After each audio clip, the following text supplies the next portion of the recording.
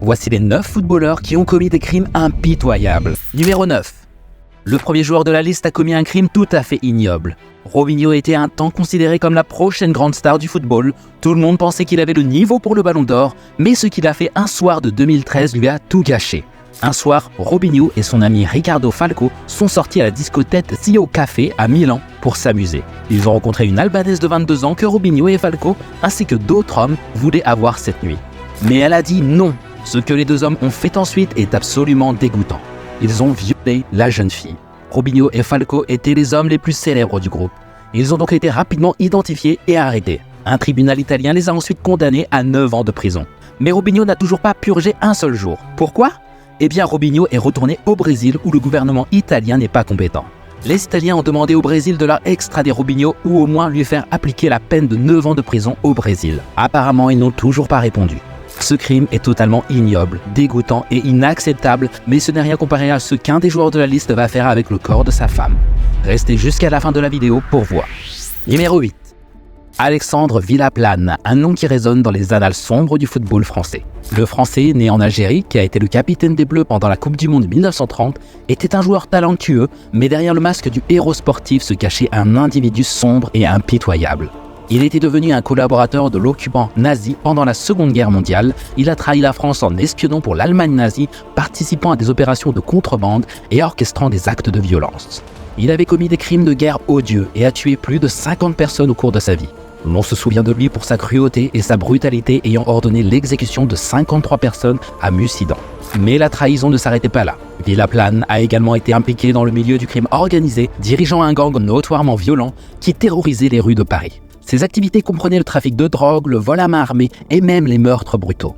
Il a été condamné à mort le 1er décembre 1944 et tué par un peloton d'exécution le 26 décembre de la même année au fort de Montrouge. Numéro 7. Ancien joueur du Paris Saint-Germain, Godwin Okpara, condamné à une peine de 13 ans de prison pour avoir violé, torturé et asservi leur fille adoptive. Achetée sous couvert d'adoption, mais en réalité achetée 375 € au Nigeria, la très jeune fille Tina de 13 ans servait officiellement de bonne auprès de la famille Okpara. En réalité, la jeune demoiselle était une esclave des temps modernes. La femme du joueur est encore plus lourdement condamnée puisqu'elle écope de 15 ans de prison pour viol également, mais aussi torture et actes de barbarie. Numéro 6. En 2007, le Bayern Munich a payé 12 millions d'euros pour ce joueur. Breno Vinicius Rodriguez Borges, connu sous le nom Breno. Il a été champion d'Allemagne avec le Bayern Munich en 2008 et 2010. Il est certain qu'en septembre 2011, Breno a eu une très mauvaise idée. Le joueur a découvert que sa villa de location était estimée à au moins 1,5 million d'euros et elle était assurée contre l'incendie pour 1 million d'euros. Et donc, il a décidé d'y mettre le feu afin d'obtenir rapidement cet argent. Il était ivre et a fait ce qu'il voulait, mais en même temps, il a été blessé à plusieurs endroits, s'est intoxiqué au monoxyde de carbone et a dû se rendre à l'hôpital. De plus, le plan du joueur a échoué. La police a rapidement découvert le coup monté et en 2012, le tribunal a condamné Breno à 3 ans et 9 mois de prison. Le Bayern Munich a immédiatement résilié le contrat avec le joueur. Après, Breno a admis qu'il avait eu du mal à s'adapter à la vie en Allemagne et que c'est pour cette raison qu'il avait commencé à boire. Il a été libéré 1 an plus tôt, mais il ne pouvait compter que sur un retour au Brésil.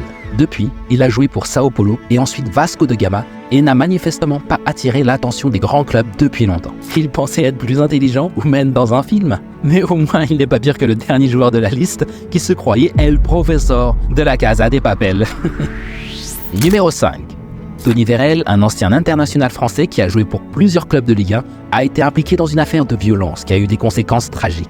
En octobre 2011, une bagarre éclate dans une discothèque de Meurthe-et-Moselle en France. Tony Vérel était présent sur les lieux avec ses 3 frères. La bagarre dégénère et se termine par des coups de feu qui blessent grièvement 3 videurs de la discothèque. Les investigations policières mènent rapidement à l'arrestation de Tony Vérel et de ses frères. Au terme d'une enquête qui a duré 10 ans et a vu se succéder 4 juges d'instruction, l'ancien attaquant de l'équipe de France a été condamné à 5 ans de prison pour des violences avec armes commises à sa sortie de la boîte de nuit. Ses 3 frères ont également été condamnés à des peines de prison ferme de 5 ans et 3 ans. Numéro 4. La vie d'un footballeur peut changer du jour au lendemain. Quincy Promes en est la parfaite illustration. Longtemps considéré comme l'un des grands espoirs du football néerlandais, Promesse est aujourd'hui impliqué dans de bien désagréables histoires comme l'a révélé la presse néerlandaise. En 2020, il a été arrêté pour agression ayant entraîné des blessures physiques graves à l'aide d'une arme blanche. Dès lors, les faits se sont enchaînés. Le natif d'Amsterdam est suspecté d'avoir poignardé l'un de ses cousins avec un couteau lors d'une fête familiale. Promesse voulait poignarder son cousin à mort. Mais ce n'est pas tout. À la suite d'une enquête, la police a expliqué que cette agression serait directement associée à un trafic de drogue. La presse néerlandaise a expliqué que plusieurs membres de la famille du joueur étaient en prison pour la même affaire de trafic de drogue. En effet, Promesse était en contact hebdomadaire avec l'un de ses cousins en prison. L'international néerlandais doit être arrêté rapidement dans cette affaire, mais le fait qu'il réside actuellement en Russie rend la chose compliquée. Une autre accusation, et non des moindres, est que selon des sources de la police, Promesse et sa famille ont investi de l'argent dans la cocaïne. Cela concernait en particulier plus de 4000 grammes de drogue dure qui ont été interceptés par la police belge à Anvers en avril 2020. À cette époque, plusieurs personnes ont été arrêtées dans cette affaire et la police a saisi plus de 120 millions d'euros de cocaïne. Quincy Promes est donc directement soupçonné par les autorités d'être impliqué dans une organisation criminelle, comme le relève de Telegraph, qui explique que l'avocat du joueur considère comme inexplicables les soupçons du procureur général à l'égard de son joueur. Quoi qu'il en soit, Quincy Promes est dans de sérieux problèmes. Numéro 3. Les plus jeunes ne le connaissent sûrement pas, mais Peter Storey est une ancienne légende d'Arsenal. L'international anglais était un défenseur robuste, mais souvent il jouait milieu défensif. Il s'est taillé une réputation d'homme dur au mal dans les années 1960-1970. Il était le plus craint par ses adversaires, même à l'époque où ce genre de joueur était beaucoup plus courant. Après avoir raccroché ses crampons, la vie de Peter Storey a pris un tournant sombre et tumultueux. Il s'est rendu coupable d'un certain nombre de délits et il a été impliqué dans des affaires liées au vol, trafic et contrefaçon de pièces d'or avec des gangsters locaux nommés The Barry Brothers, et a notamment passé 3 ans en prison. Après, il sera une énième fois rattrapé par la justice pour être à la tête d'une maison close. Concernant sa vie de criminel, il déclare « Je n'ai jamais été un grand criminel, juste un ancien footballeur stupide avec plus d'argent que d'intelligence. Ça a l'air tellement énorme, tellement glamour toutes ces histoires. Tout ce que j'ai fait, c'est prêter de l'argent à des types qui, je pensais, me feront gagner quelques livres. » Peter Storey a été marié 4 fois, il a 3 fils et une fille et vit actuellement dans le sud de la France avec sa 4e femme. Attendez, c'est à partir de là que ça va être très sérieux. Écoutez bien cette histoire. Numéro 2. Bruno Fernandes. Non, pas lui, mais lui. Bruno Fernandes de Souza, l'ancien gardien et star de l'équipe de Flamengo, le club le plus populaire du Brésil, a été emprisonné en 2010 pour le meurtre de son ex-petite amie. Il a reconnu être coupable du meurtre de son ancienne compagne et également mère de l'un de ses enfants. Le Brésilien a avoué avoir découpé le corps de sa victime par ses hommes de main avant d'être jeté aux chiens afin de faire disparaître les preuves du crime. Une atrocité sans nom pour laquelle il sera condamné à 22 ans de prison. L'ancien gardien de but purge actuellement sa peine en résidence surveillée. Le gardien brésilien, autrefois courtisé par l'AC Milan lorsqu'il jouait pour Flamengo, a vu sa vie prendre un tournant dramatique en faisant la une des journaux pour un crime particulièrement odieux. Quel monstre! Numéro 1.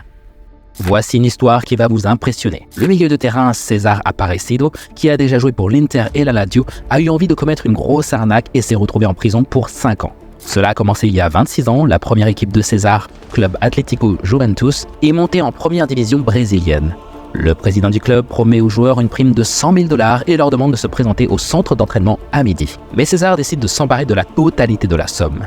Ce jour-là, les employés du club ont été attaqués à l'improviste par des braqueurs armés. L'argent a été volé et la police n'a pas pu retrouver les criminels et ne comprenait pas qui leur avait donné cette information en avance. Que s'est-il passé ensuite, vous demandez ? Mes amis, préparez-vous. C'est la chose la plus amusante qui soit. Le lendemain du cambriolage, César est arrivé à l'entraînement dans une nouvelle voiture de luxe. Le club a tout de suite tout compris.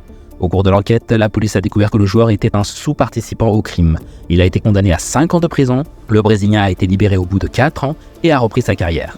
Il a joué pour la Lazio, l'Inter et d'autres clubs de Serie A. Mais quelles années gâchées! Aujourd'hui, César entraîne l'équipe de jeunes de la Lazio et n'a pas l'intention de reproduire les erreurs de sa jeunesse. Il a dit qu'il a appris beaucoup de leçons suite à ses erreurs dans le passé et il conseille tout le monde de s'abonner à Elite Foot, liker cette vidéo et regarder la vidéo qui s'affiche ici.